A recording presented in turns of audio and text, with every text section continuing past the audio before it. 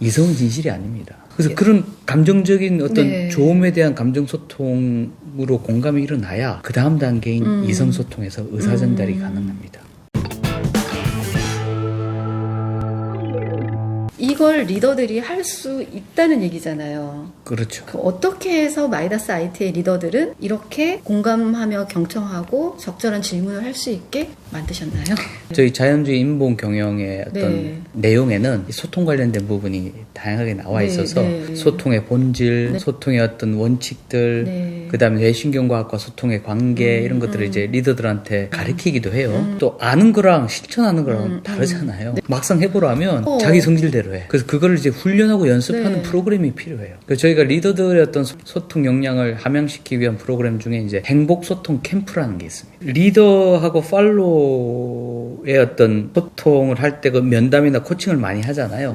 이걸 전반적으로 시뮬레이션하는 캠프인데 신임 리더하고 캠프가 열리면 그 리더들이 신청을 해요. 1년에 2번 정도 2박 3일씩 합니다. 3가지 프로그램이 있어요. 첫 번째는 상황극하고 롤플레이를 합니다. 입장을 바꿔가지고 역지사지에 기반해서 해보면 다르거든요. 내가 팔로워가 돼보고 내가 리더가 되어보고 어떤 특정 상황을 설정을 해주고 소통을 하게 합니다. 근데 그거를 영상을 찍어서 녹화를 다 해요.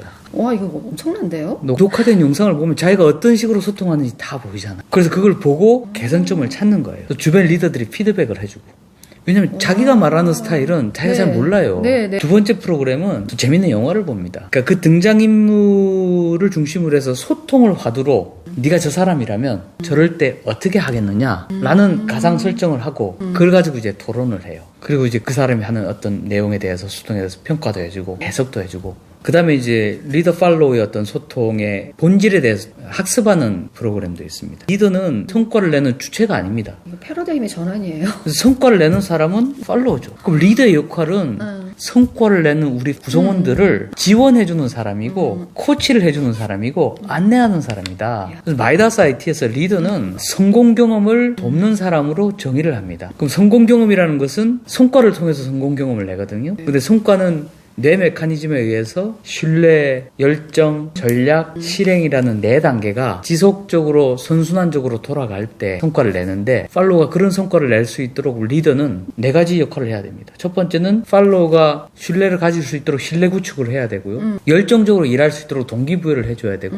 또 전략적으로 뭔가 실행하고 생각할 수 있도록 전략 코칭을 해야 되고 또 그들이 실행을 지속적으로 끊임없이 성과 중심적으로 할 수 있도록 성과를 유도하고 솔선수범을 해야 돼요. 이런 역할을 할 수 있는 학습 프로그램도 이 행복 소통 캠프에서 운영이 되고 있습니다. 이 학습 프로그램은 어떤 형태로 운영이 되나요? 2박 3일로 이제 갔다 온 다음에 거기서 끝나는 게 아니에요. 돌아와서 실천을 해야 되잖아요. 실천을 하고 한 달에 한 번씩 또 만나서 모니터링 피드백을 합니다. 배우긴 이렇게 배웠는데 실체해보니까 이건 잘 안 되더라. 이건 잘 되더라. 다른 리더하고 그걸 공유를 합니다. 그게 리더를 위한 어떤 소통의 제도 중에 하나고 중요한 건 또 리더와 팔로우 간의 소통이잖아. 이게 핵심이잖아. 근데 행복소통 캠프에서 교육을 받고 학습을 했다고 해서 그냥 알아서 하라라고 하면 안 됩니다. 소통을 하는 도구가 필요해요. 우리 회사에서 가장 중요한 핵심입니다. 성장 전략서라는 도구가 있어요. 이게 리더와 팔로우 간의 소통을 긴밀하게 해주는 핵심 시스템인데요. 이게 굉장히 재밌습니다. 뭐 업무 계획서라고 할 수도 있고 여러 가지 말이 있는데 마이다스 IT는 경영의 목적은 육성이다. 사람을 키우고 성장시키는 게 경영을 하는 이유고 목적이라고 했잖아요. 그게 핵심이 성장 전략서 안에 담겨 있습니다. 6가지 어떤 모듈들이 탑재되어 있어요. 경영 노트가 있고 성과 노트가 있고 감정 노트가 있고 성찰 노트가 있고 따봉 마켓이 있고 성장 발표회라는 게 있어요.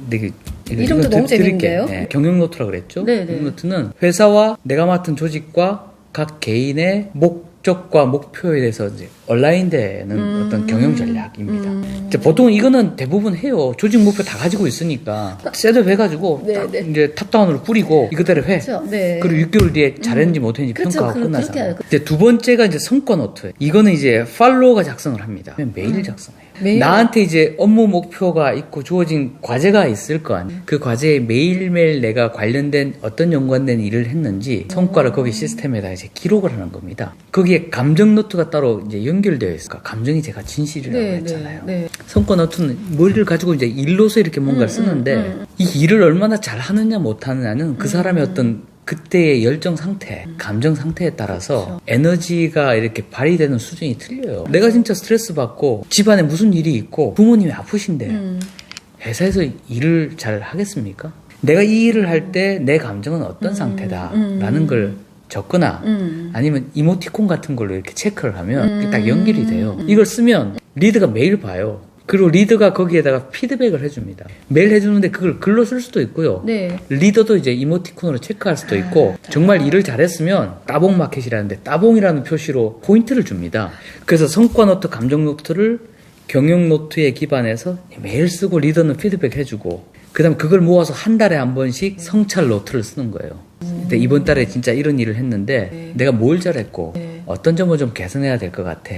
회고일 수도 있고 성찰일 수도 있고 뭐 그게 반성일 수도 있고 쭉 쓰면 그건 좀 길게 써야 되겠죠. 그럼 리더가 그걸 보고 또 리더도 피드백을 해줍니다. 네, 글로 하고 한 달에 한 번씩 면담을 해요. 적힌 내용을 가지고. 보통 면담하려면 소스가 없잖아요. 근데 한 달 동안 매일매일 팔로워가 기록한 거, 또 자기가 생각하는 한 달의 어떤 정리된 기록들, 리더가 그걸 보고 미리 자기가 생각한 내용들, 피드백한 사항들을 보고 얘기를 합니다.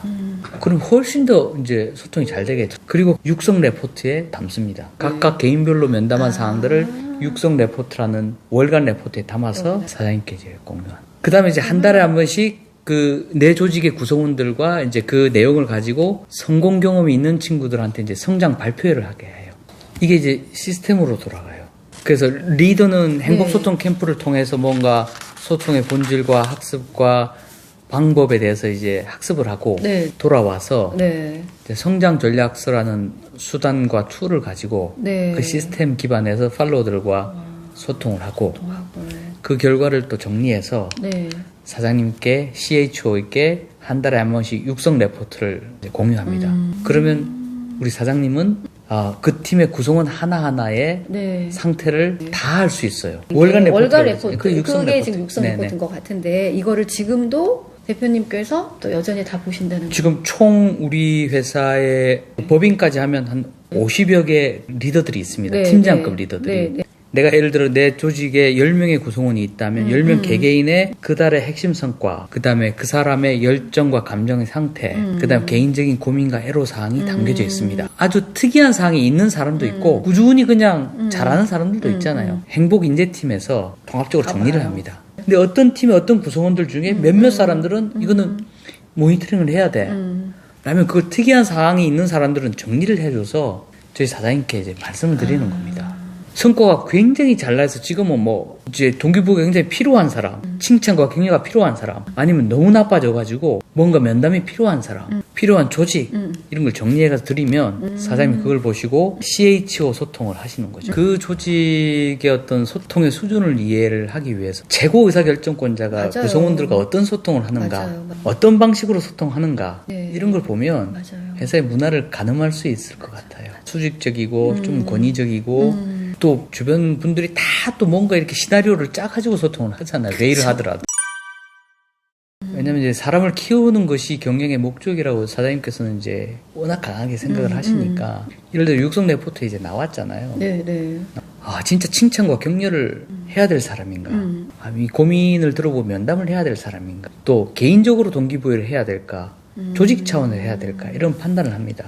조찬, 오찬, 저녁에 회식 이 세 개에 대한 시간을 그 결과를 가지고 육성 레포트의 결과를 가지고 이제 매칭을 시킵니다. 아니 도대체 그러면 사장님은 한 달에 어느 정도를 구성원들과 같이 식사를 하세요? 조찬 5일에 3번은 구성원들과 소통을 합니다. 진짜요? 그다음 점심은 주로 외부 손님과 만날 때도 있고 또 구성원들과 만날 때도 있고 저녁은 일주일에 2번 또는 3번 정도. 특별한 경우는 동행이라고 사장님 외부에 강연이나 출장 갈 때 그건 한 왔다 갔다 하는 시간만 하면 한 4-5시간 돼요. 가는 시간, 그 다음에 강연하는 시간, 오는 시간, 또 식사도 같이 하잖아요. 오고 가기 전에. 그러면 이제 뭐 많은 얘기를 합니다. 그 프로그램도 저는 개인적으로 좋다고 생각을 하고요. 기대를 물론 하고 왔는데 제가 생각했던 것보다 역시 마이다스 IT는 계속해서 진화하고 있다는 그런 생각이 들었고요. 오늘 이 영상이 고민하는 기업의 리더들에게 굉장히 중요한 자료가 될 거라는 생각이 듭니다. 오늘 정말 긴 시간 인터뷰 응해주셔서 감사드립니다, 이사님.